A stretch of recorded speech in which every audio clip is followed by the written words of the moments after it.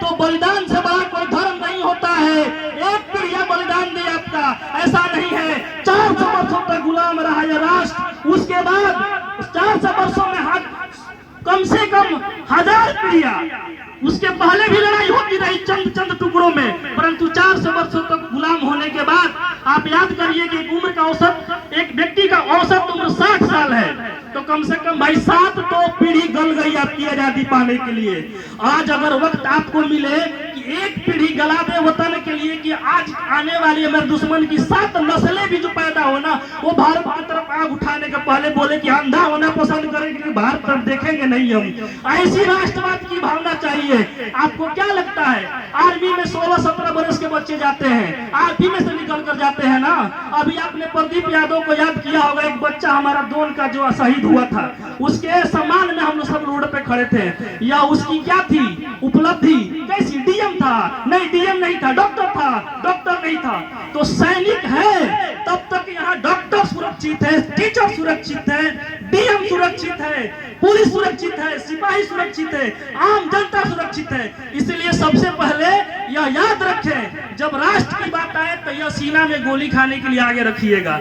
और यह सांस्कृतिक प्रोग्राम जो है हमारे भारतीय संस्कृति और सभ्यता के एक उजागर करने वाला दृश्य है, जिससे आप सीखे तो सही, ना सीखे तो सही। परंतु देखिए, एक और चीज देखें हम समाज में कि लोग कहते हैं कि छोड़ो ना, हमारा क्या काम है, टीचर है हम तो थोड़ा सा अलगे है, हमारी दुनिया है, हम डॉक्टर है, हमको उससे क्या मतलब है।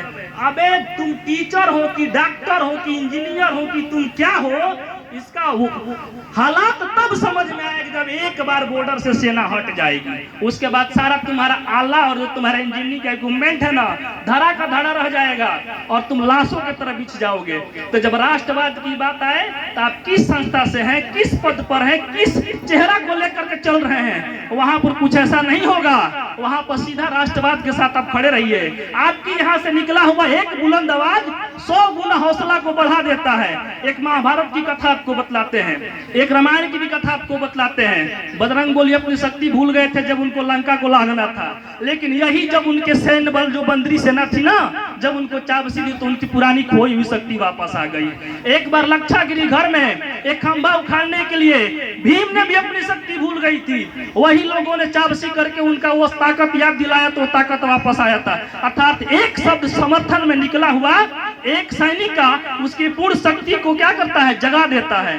तो आज याद रखें आप लोग, आज का दिन सिर्फ एक सेलिब्रेशन का दिन नहीं है, इतिहास के पन्नों को याद दिलाता है। वह माँ जो अपने बच्चों को खो दी, वह बच्चा जो अपने माँ को खोकर यतीम हो गया, वह बूढ़ा जिसके पास खाने का अन्न नहीं फिर भी अपने रखे डेयरी का अनाज निकाल कर सैनिकों को दान कर रहा है, वह व्यक्ति जो घड़ा में पानी भर के माथे पर लाकर सैनिकों को पिला रहा है, वह आजाद हिंद फौज को आप याद करिए, जहाँ खाने के लाले थे पर लड़ने वाले सारे बोलते थे कि हमको कब मरना है बता दीजिए, मौत कब मुझे चूमेगी मुझे इंतजार है, बस वतन को आजाद देखना चाहते हैं। तो सिर्फ आज का दिवस याद मत रखिए, आप अगर किसान है तो ईमानदारी से काम करें, उससे निकले अनाज के लिए राष्ट्र मजबूत होगा।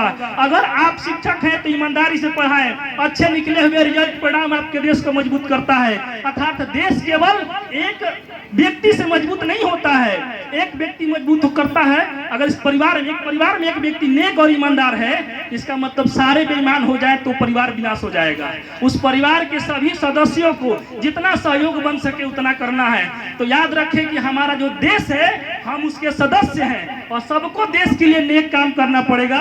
उस दिन ये राष्ट्र जो आप लोग चिल्ला रहे हैं ना कि अमेरिका आगे, चीन आगे, जापान आगे है, आपको पता नहीं 1 दशक नहीं लगेगा परिवर्तन करने में। अगर सोने की चिड़िया थी हमारा भारतवर्ष सोने का चिड़िया रहा होगा तो जरूर हमारे पूर्वजों ने संघर्ष करके सोने का चिड़िया बनाया होगा। आज अगर हम संघर्ष करना चालू कर दे अपने अपने कर्मों में तो पुनः यह सोने की चिड़िया नहीं, यह हीरे की चिड़िया बनकर आएगी। मैं इन्हीं शब्दों के साथ अपने वाणी को विराम देता हूँ। बस एक रिक्वेस्ट है, राष्ट्रवाद सर्वोपरि और बलिदान से बड़ा कोई धर्म नहीं है।